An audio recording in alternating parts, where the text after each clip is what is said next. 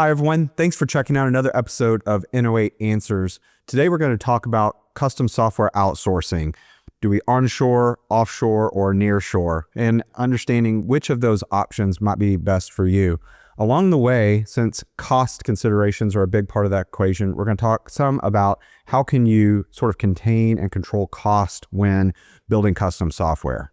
For those of you that don't know me, my name's Jeff Francis. I'm the founder of ENO8. We're a digital innovation studio based here in Dallas, Texas. And I've personally been a part of probably more than 200 different custom software projects over the years. So anyone that tells you that there's a hard and fast answer to whether you should onshore or offshore or nearshore is either lying to you or they don't truly understand what they're talking about. Let me talk a little bit about what I mean by that. So yes, outsourcing can significantly reduce cost, but only if you really know what you're doing. So the right approach really matters if you're considering working with some sort of an offshore team as part of your effort. I'm going to walk you through a few of the main stages of building a software product and talk a little bit about what stage best align for the different options when choosing where you should stand up your team. The key here is to reducing cost or mitigating cost as much as you can, or just maximizing your budget without sacrificing quality. There's three main stages to a product launch, and whether you should onshore, offshore, or nearshore varies greatly based upon which stage you're in. So launching a product typically happens in three main stages.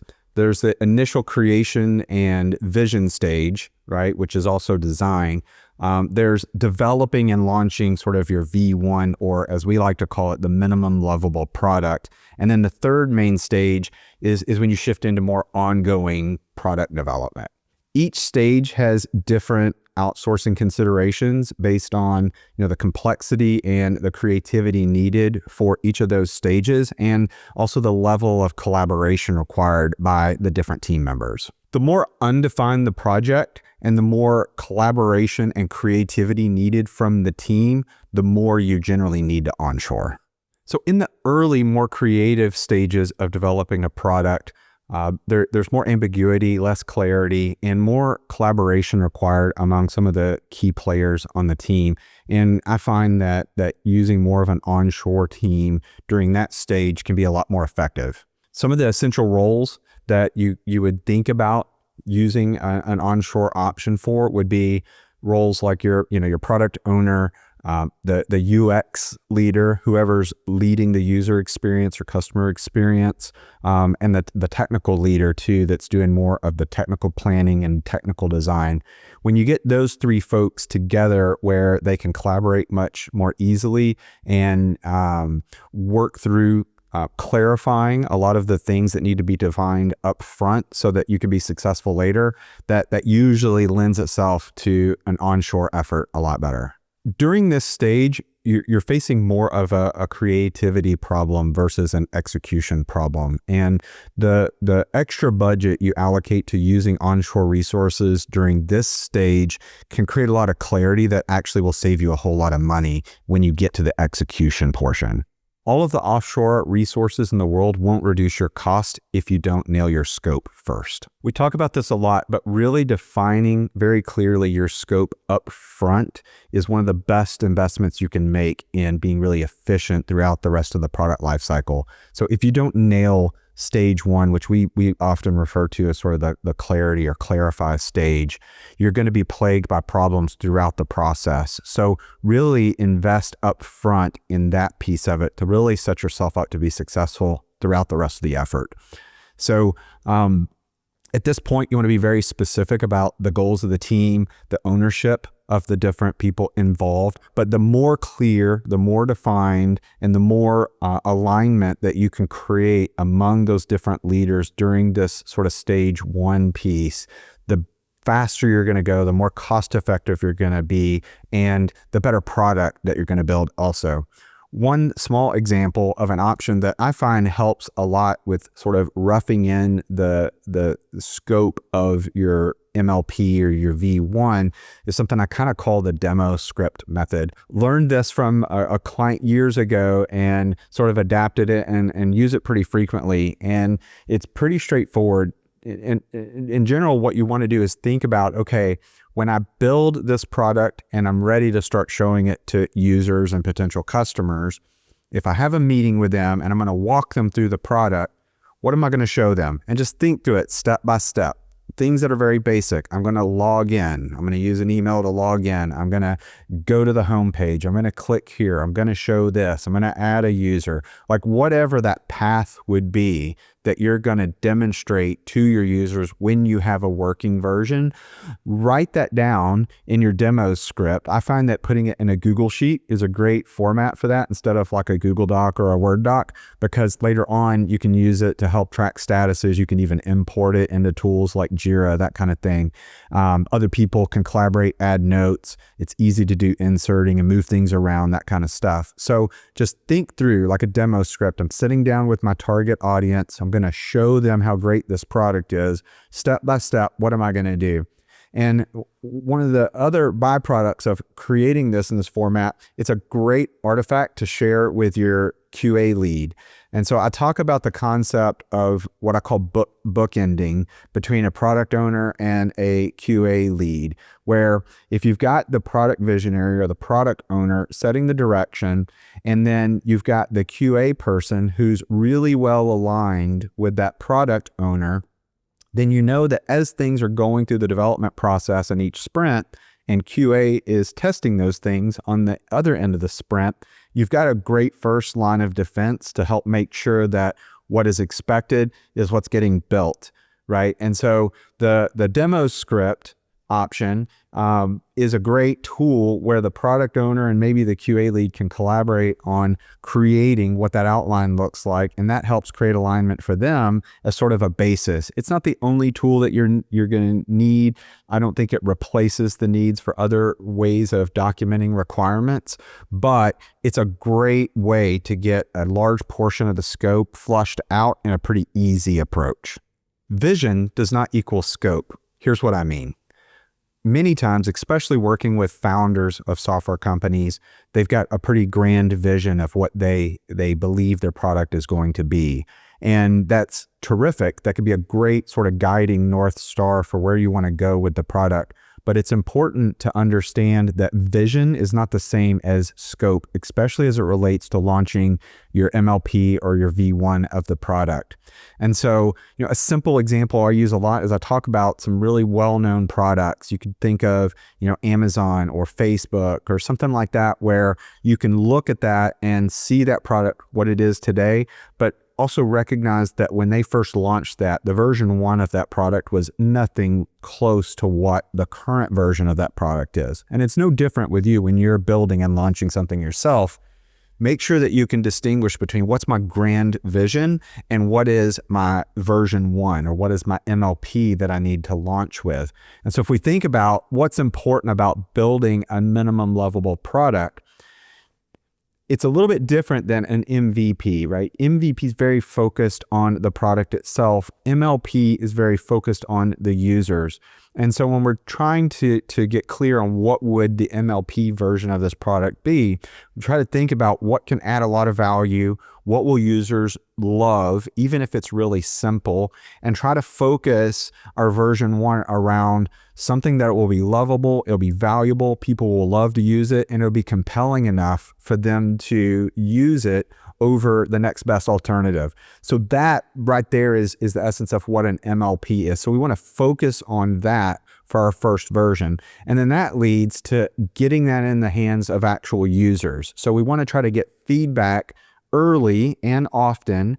And as you're getting clear on what your MLP scope might be, try to find those opportunities where you can actually show it to people, get feedback, validation, where possible, even get early commitments to being beta users, paid users, where possible. Those are good indicators to try to get like real honest feedback from real users early on in the process.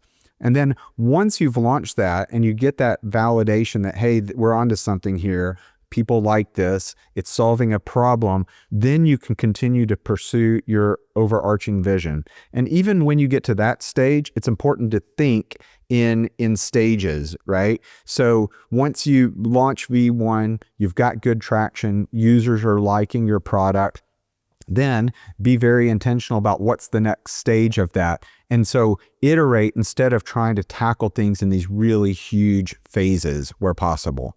And so once you're focused on building more of your sort of fully realized vision for the product, then you can start to shift your delivery option from maybe more heavy onshore with a blend of offshore. And then when you're in more of an execution focused portion of the life cycle, you can ramp up more of your offshore resources while still sort of maintaining governance from more of an onshore team.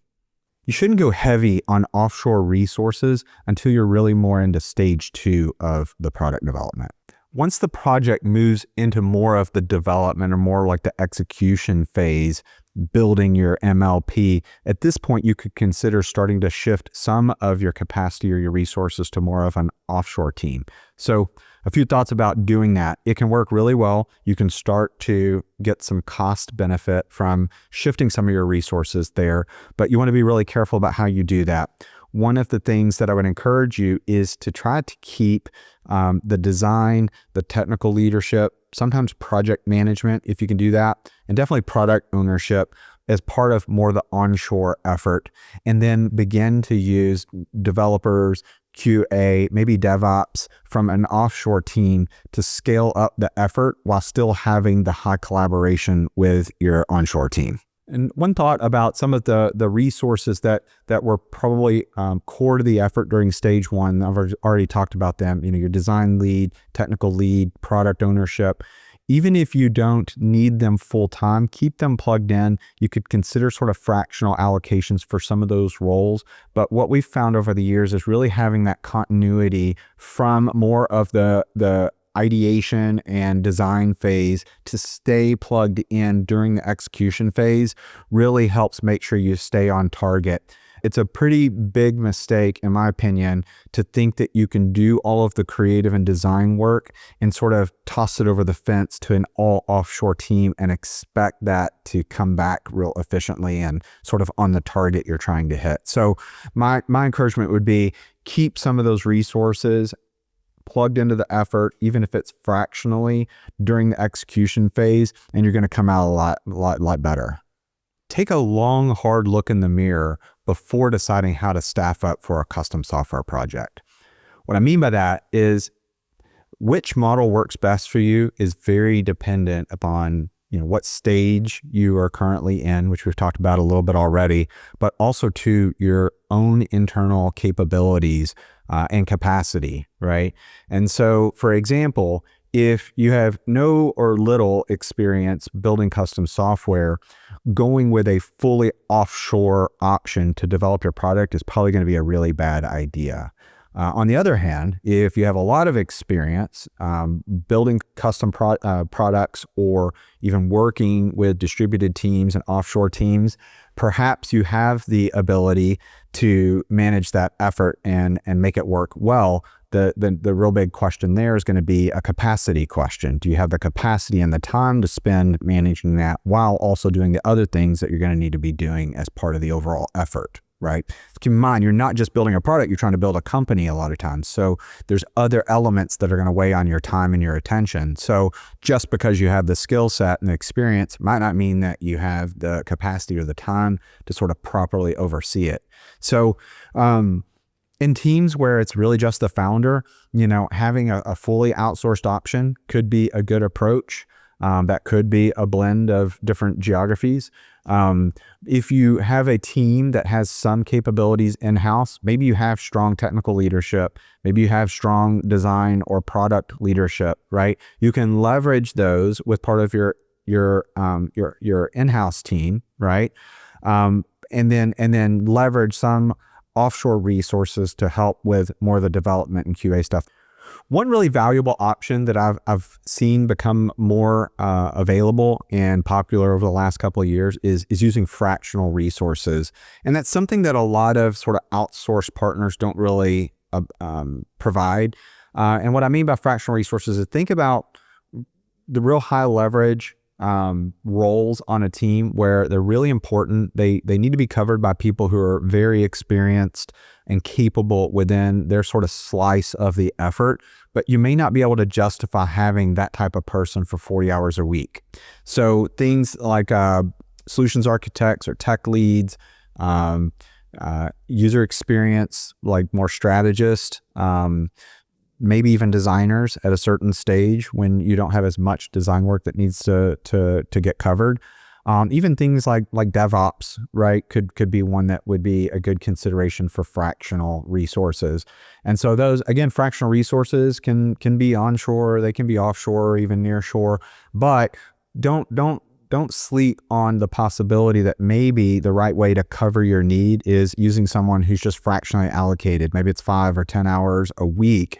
And don't skip on that. A big mistake that I see a lot of clients make in the past is that they will try to take, for instance, a really senior or strong developer and give them the responsibility of the technical lead or the architect. And while they can sometimes make that work, it's worth the investment and the reduction in risk to use someone that's really their experience and their skill set.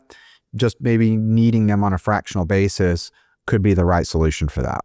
Even if you've made the decision to offshore or nearshore some of your resource needs, you need to be clear about what's the right engagement model for you to use to execute. So when considering different engagement models, there's sort of two main choices. There's you're going to own it, you're going to run it and be responsible for the delivery, or you're going to rely on a partner to really own that element of it. And so the first option, you'd be looking at more of what we would kind of call a team extension or dedicated teams option, where maybe a provider is helping you set up the team and provide you with the resources, but you're going to take care of owning the execution. And so the governance piece, managing timelines, managing scope, managing the workload for the resources, you're going to take responsibility for that. For many folks, that can be a good option. When it's not a good option, then relying on a partner to sort of fully outsource the effort may be a better choice. So in that path, what you get is that someone else is actually responsible for managing the team, delivering to the scope and the timeline and the budget that you've agreed upon. And you're really leveraging that they have a lot of that in-house knowledge, experience, capabilities, process, tools to help really sort of give you more of a turnkey option. Other things that you may think about is, sort of aligning with the different stages that you're in. One consideration I've seen come up a lot is once you've actually launched the software, so you have something live in production, if you've been using an offshore team, you may have a need for more production support or readiness during the workday. And so one of the downsides of using an offshore option is that if you have a production issue unexpectedly in the middle of the afternoon, those resources may not be available and online, and they may be hard to reach even if they're not working at the time. So what I've seen a lot of people do is blend their team with maybe adding a nearshore resource that's a part of the effort, or maybe they'll have one of the developers from the team to be an onshore resource, so that you sort of have this around the clock coverage where if there's something unexpected and you need to respond to a production issue, you've got someone there available and familiar with the product to be able to help. One other consideration here is some roles might make sense to go ahead and hire full-time at an early stage. One of my typical recommendations is a product owner or a product manager. A lot of people will tend to gravitate towards wanting to hire developers or hire an architect, or we even hear people talking about hiring a CTO first. In most cases, that's not the best move at an early stage. What we think gives you the sort of best utilization and impact early on is hiring a product manager or product owner and they can usually cover several different needs early on. You need to make sure that you can fully utilize them. So if you're going to commit to a full-time person, you want to make sure you fully utilize their 40 hours a week or more, and that you're going to need them for a long time. And so the last thing you want to do is hire somebody in that role and then find out 2 or 3 months in, you really can't keep them busy, or your progress as a company isn't going to really support that. So once you're certain that you are ready to hire somebody, a product owner or product manager is worth a look. They can help keep a lot of your sort of overall enterprise IP and knowledge in-house, right? So they can really become experts on the product. They also will interact very closely with users and customers. So they really become an expert for the user and their needs and getting that feedback, and then sort of connecting that communication bridge with the development effort. One other side benefit that I've seen a lot is that they can be really helpful in sales efforts. So if your sales or go-to-market strategy means that you have more of an outbound motion where you're talking and you're demoing and trying to close business directly with your target customers, a product owner can really help in that effort because, again, they're so knowledgeable about what the product needs to do, what the user need is, and how they're executing on the roadmap. And so having them involved in those conversations can be really helpful from a sales standpoint as well. So once you've gone into live production, now might be a good time to leverage offshore resources more heavily as part of your effort. One other thing to keep in mind at this point is it is still maybe a good idea to make sure you have someone on the team that can be available sort of more during US hours from a technical standpoint. So that could be the tech lead if they're in the code a lot and they could help maybe respond to production issues that come up during the day or during the late part of the day. Again, nearshore might be a good option to use for covering that as well. Larger teams, as you really start to scale up, something I've seen work really well is more of a pod approach where you have these development pods, teams of developers that are focused on particular areas of the software. And you can have a lot of these pods offshore, but you maintain what's called a governance pod here in the US. And so that would be the team that's really directing the scope and the roadmap and sort of the technical oversight of the entire effort. But you can scale and cover more ground by adding more offshore pods that are focused on particular areas of the product. Here's 5 of my biggest recommendations for managing offshore teams if you choose to use a staff aug or a team extension approach.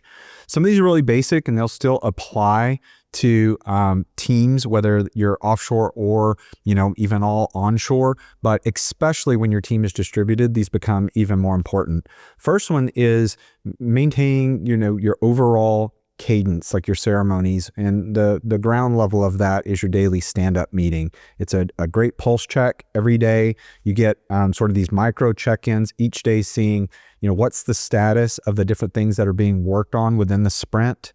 Are those things moving? Are they getting stuck? Does there seem to be a lot of confusion or a lack of alignment and clarity among what's the scope of the items being worked on? This is sort of your first line of defense to snuffing those kinds of things out. So the daily stand-up is a must. And a good rule is to make sure that if you're working on the team and you have tickets that have your name on it, you need to be on the stand-up every day. I've seen people try to make it work where people join a couple days a week, that kind of thing. It doesn't work. They need to be on the call every day, give their check-in, what I work on today, what am I planning to work on tomorrow, am I stuck on anything, or do I have any questions? So really make sure you stick to this daily stand-up pretty religiously. Others that get overlooked a lot that you should not pass on are things like your retrospective meetings.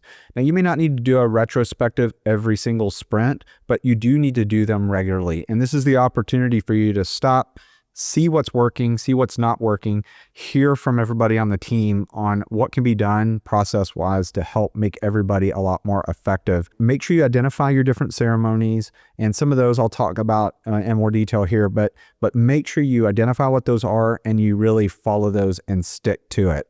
Another one is having really clearly defined sprints. And, along with that, you need to have a well-groomed backlog. So sometimes teams will shift into more of a Kanban style approach where they're sort of just working on things that are coming at them as they get identified and they get ready to be worked.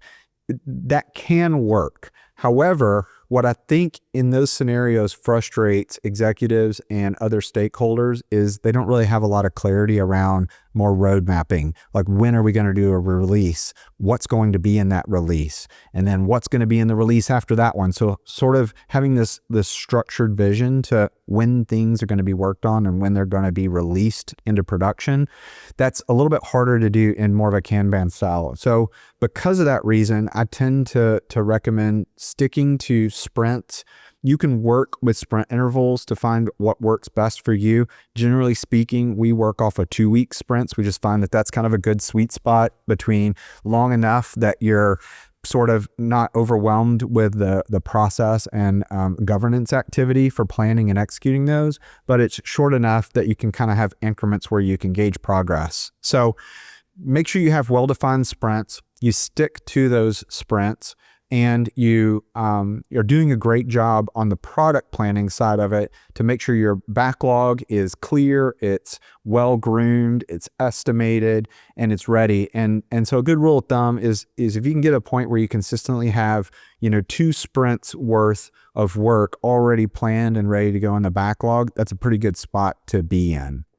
Making sure the communication channels are being used well. Again, there's lots of different options here. A simple example that works well for us is we use Slack on our projects, and we have our clients on the Slack channel so they can kind of see what the communication is that's going back and forth internally with the team. So they have a good idea of what's getting talked about, what answers are being given to questions, that type of thing. And sometimes it's just it helps reinforce the activity and the work that's being done because they can kind of see what's going on in that channel. And it's a passive way to sort of see what is getting discussed without having to be a blocker to respond to everything. You can kind of passively see those things going on unless it's a message directed at you. So there's lots of different tools for that work really well. Slack happens to be one that we use and we like a lot. And then, combined with your daily check-in, right, on the stand-up, those can be really powerful ways to keep the communication tight, even when you have a team that's pretty distributed. And then, one of my favorites is the regular sprint demos. This is one I would recommend not skipping, making sure that you have all the primary stakeholders involved in a regular sprint demo. So if you're doing 2-week sprints, after the sprint is completed, a few days later, have the QA team lead do a demonstration of the work that was just completed during the previous sprint. So back to creating clarity and alignment, right? This is a really great tool. You don't want to let the effort go too far down the road before you actually get a look at the software as a product owner, because the corrections get bigger the longer the time passes. So if you're keeping those sprint demos tight and you're seeing a demonstration of the software every 2 weeks during the sprint, even if there's adjustments, at least they're pretty small. You can get that feedback in, you can make the adjustments the next sprint, and you stay tight in your alignment. I get it. No one likes documentation, but trust me, future you will thank present you if you do it well. Documentation can take effort up front, but it really is one of those things that saves you a lot of effort and expense later on down the road. So we've talked a little bit about these different stages of the product lifecycle, stage 1, stage 2, stage 3. So having good documentation can help the handoff from one stage to the next be a lot more efficient and fluid and avoid a lot of missteps that can happen. Also, too, as you begin to scale up your team and you're onboarding additional resources, it gives a great mechanism to help get people up to speed and productive a lot earlier. One other thought on documentation that a lot of people don't really think about too much is that one of the benefits of documenting before you execute is it forces you to really fully think through things. So as you're trying to document something, even if it's like a requirement, like documenting it, circulating it, when you write things down, they become real. And so keeping those types of documentation really updated helps. So things like requirements, documenting APIs, Architecture is a really big one. Like I see a lot of times that there will maybe be some documentation around architecture or technical decision making, but then they execute on it and this documentation sort of gets forgotten. It's really important to keep it updated. So as your architecture evolves, for instance, make sure you close the loop and go update the documentation. More often than not, whenever someone asks for architecture documentation, it's too outdated to be very useful. Or they'll start to look at the documentation that was planned, and then they look at what is actually gotten implemented, and they're different. And so that's okay. Decisions will change over time as you know more, but it's important to go close that loop and update your documentation so that you maintain that efficiency, and it's really an asset that can be leveraged by the team. One other benefit of investing in documentation and keeping it up to date is, especially if you're using fractional resources or there's resources involved with the effort that may come in more intensely at times and then may not be very involved for periods of time, the documentation can be a great way to help them like get up to speed on what's changed since the last time that they were involved. And that's probably more important if you're using outsourced fractional resources or outsourced, efforts from like a partner, because you can provide the documentation and the lift is much less to get them plugged back in and effective if they're not staying consistently involved. Lifecycle, scope, composition, partners, and methodology. These are the 5 things that impact whether you onshore, offshore, or nearshore your project staffing. So life cycle largely dictates geography. And so to recap, stage 1, which is more of your design and clarification stage, that typically is better for an onshore effort. When you move into development of like your MLP, we call that stage 2, and this is an opportunity where you can begin to mix some of the resources, maintaining many of the resources from stage 1 as onshore, and then starting to add some offshore resources as part of your execution effort. Again, development, QA being sort of the prime ones at that stage. Once you advance to stage 3, which is more ongoing product development, you can begin to lean more heavily into offshore as a part of your overall team configuration. So as you move from stage 2 into stage 3, more of your ongoing product development, governance becomes even more important. Governance is one of those elements of projects that can really make or break the effort. And so making sure that as part of your governance, you're maintaining a very clear path on what things need to be worked on. Are they ready to be worked on?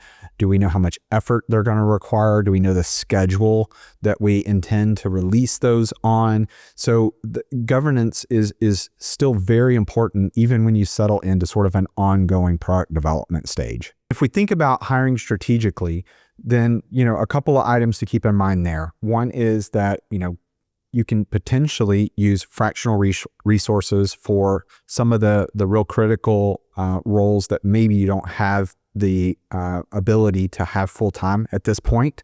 So thinking about fractional as an option.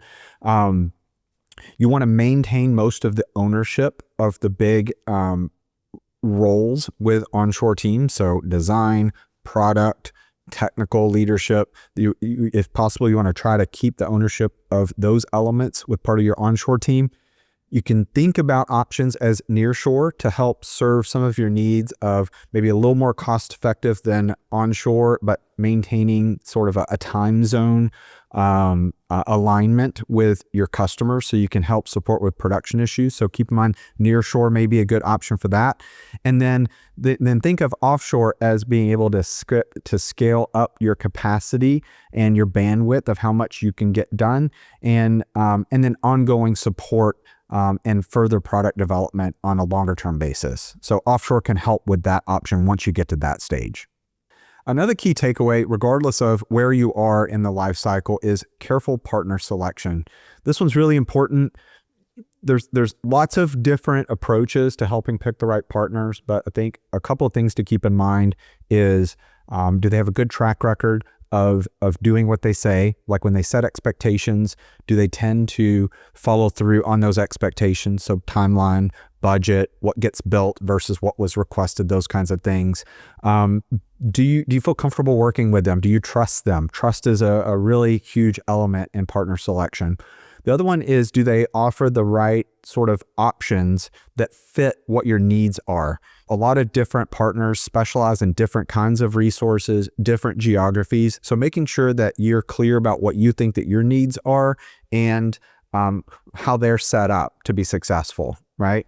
Partner selection can also come into play when you're trying to decide what's the right engagement model. So are we running the effort and they're helping provide resources, or are they running the effort and they're really responsible for the sort of overall delivery, right? So being very clear with one another on what kind of engagement model are you following and is it the right fit for you? When you're selecting partners, one other option is make sure you do your diligence on looking at their past history of work, talking to some potential references or customers that they've worked with in the past or currently work with.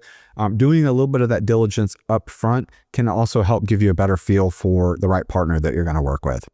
And then keep in mind the MLP methodology or the MLP approach, minimum lovable product, especially during what we called stage 2, when you're building your first version. Be very clear on what is sort of your hypothesis around what is actually going to be lovable or valuable to our users and how closely are we building something that aligns with what that need is going to be. So think MLP, especially in stage 1 when you're designing and getting clear on what to build.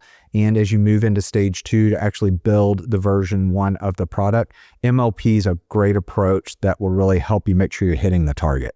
So thanks for joining us today, everyone. We do these once a month, so we love to hear input and feedback from all of you guys, whether it's great or whether it's not great. We'd still love to hear the feedback either way.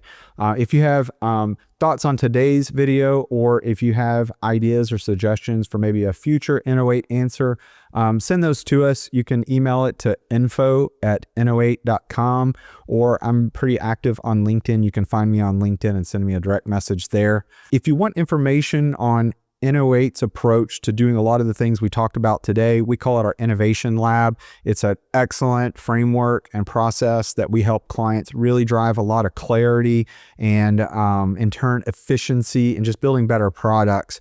If you want information about the innovation lab, you can go to our website at eno8.com/innovation-lab.